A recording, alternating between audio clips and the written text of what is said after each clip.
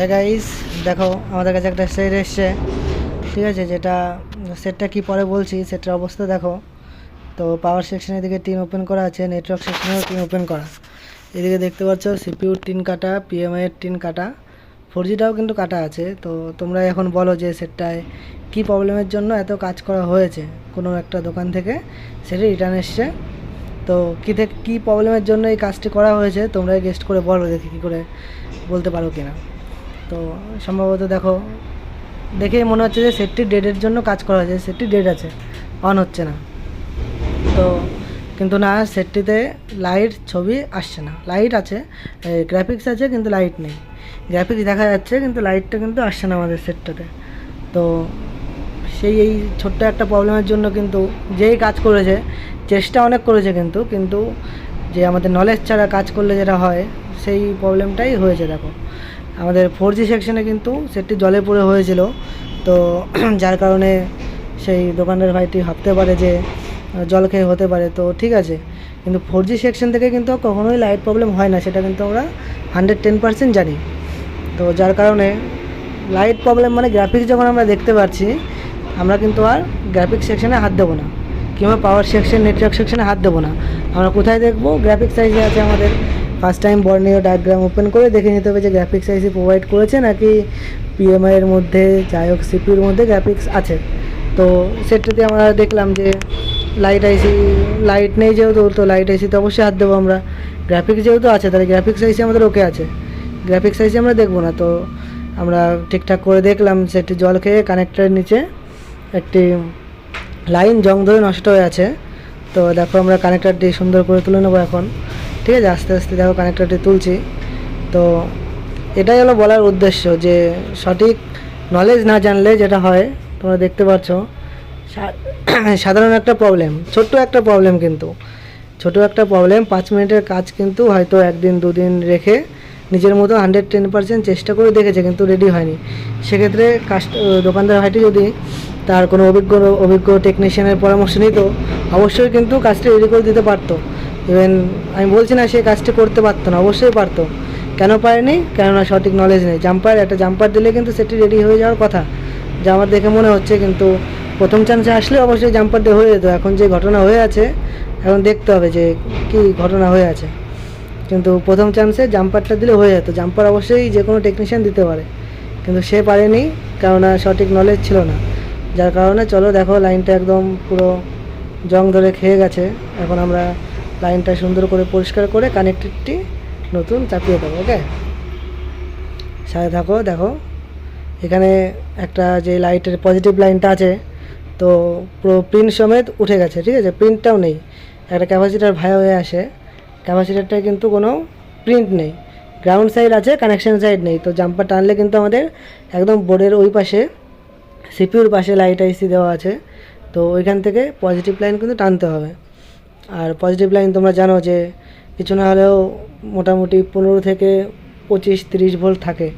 তো একটা জাম্পার কিন্তু এখান থেকে টানা খুবই রিস্কের ব্যাপার। কাস্টমার ফোনটি চালাবে, চাপ লাগবে। তো জাম্পারটি কোনো কারণে, যাই হোক কোনো কারণে যদি গ্রাউন্ডে হয়ে যায়, তখন কিন্তু একদম পুরো তারটি আগুন ধরে পুড়ে যাবে। ঠিক আছে, তো দেখো তার কারণে আমরা চেষ্টা করব যে জাম্পারটি খুবই ছোট করে দেওয়ার, এবং যেখান থেকে ভেঙেছে ক্যাপাসিটারটি ওইখান থেকে লাইনটি ড্রিলিং করে বের করার। তো এখন আমরা টেস্টিংয়ের জন্য একটু জাম্পারটি বড় করে দেখি, বড় করে দিয়ে যে সেটটি তো ঘাটা হয়েছে, লাইট কয়েল টয়েল সবই ঘাটা হয়েছে। এখন দেখা যাক যে লাইট আইসিটা ঠিক আছে কিনা, হিট পড়েছে। তো আমরা বড় করে একবার জাম্পারটি দিয়ে দেখে নেব যে আমাদের লাইট আইসি, কয়েল, ডায়োড সব ঠিক আছে কিনা। তো দেখো জাম্পার দিলাম, এখন ইউভি দিয়ে জাম করে, এখন যাতে হিট মারলে কানেক্টরটি যখন আমরা বসাবো, জাম্পারটি যখন উঠে না চলে যায়, যার কারণে একটু ইউভি দিয়ে সুন্দর করে জাম করে নেব, একদম কাজটি যাতে পার্মানেন্ট হয়। কানেক্টর বসিয়ে জাম্পার করতে গেলে সেক্ষেত্রে হয়, কিন্তু সেরকমভাবে মজবুতিটা হয় না জাম্পারের। যার কারণে আমরা সবসময় আগে নিচে জাম্পারটা করে তারপর কানেক্টরটা বসালে কাজটি অনেক সুন্দরভাবে মজবুত হয়, এবং তারটি ছিঁড়ে যাওয়ার সম্ভাবনা খুবই কম থাকে। কম থাকে বলতে ছেড়েই না, যার কারণে আমরা এভাবে করি। এখন দেখো নতুন একটা কানেক্টর আনা আছে আমাদের। তো নতুন কানেক্টরটি বসিয়ে এখন আমরা জাম্পারটি দিলাম, তারপরে চেক করবো যে সেটটি কী ঘটনা হয়, চালু হয় নাকি সেই একই কন্ডিশনে থাকে। দেখো নতুন কানেক্টর আমরা এখন বসাবো সুন্দর করে। প্রথমে কানেকশানগুলো একদম নতুন করে নিয়েছি তাতাল দিয়ে।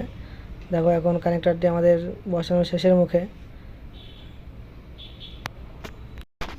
তো এবার দেখো কানেক্টরটি আমরা সুন্দর করে বসিয়ে দেব।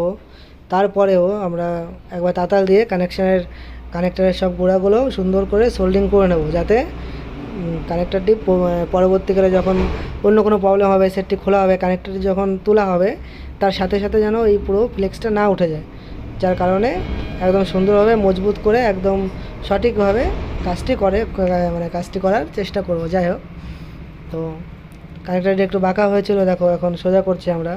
তো 110% সোজা হয়ে গেছে। তো দেখো আবার সোল্ডিংগুলো ঠিকঠাক করে নেবো, যার কারণে আমাদের কানেক্টরটি আর কখনো ভাঙবে না কিংবা উঠে যাবে না।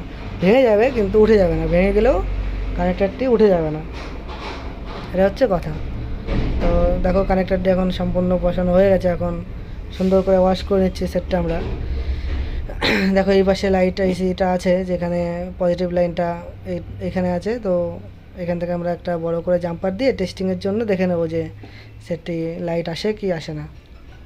দেখো লাইটটা আশা করি চলে আসবে। আমরা সব ইনপুট আউটপুট ভোল্টেজ সব চেক করে নিয়েছি, সবই ঠিক আছে। শুধু বুস্ট ভোল্টেজটি তৈরি হচ্ছে না, যার কারণে লাইটটা দিচ্ছে না। তো বুস্ট ভোল্টেজ আমরা জানি যতক্ষণ পজিটিভ লাইন কানেক্ট না থাকবে ততক্ষণ কিন্তু বুস্ট ভোল্টেজ কখনোই হবে না, ঠিক আছে, একদম হবেই না। একদম 3.4 ব্যাটারি ভোল্টেজ যেটা থাকে 4.2 3.8 সেটাই কিন্তু আসবে। কিন্তু দেখো এখন কিন্তু বন্ধুরা লাইট কিন্তু সুন্দরভাবে চলে এসছে আমাদের ডিসপ্লেতে। এখন দেখো বড় তারটা আছে, এভাবেও কিন্তু আমি দিয়ে দিতে পারি।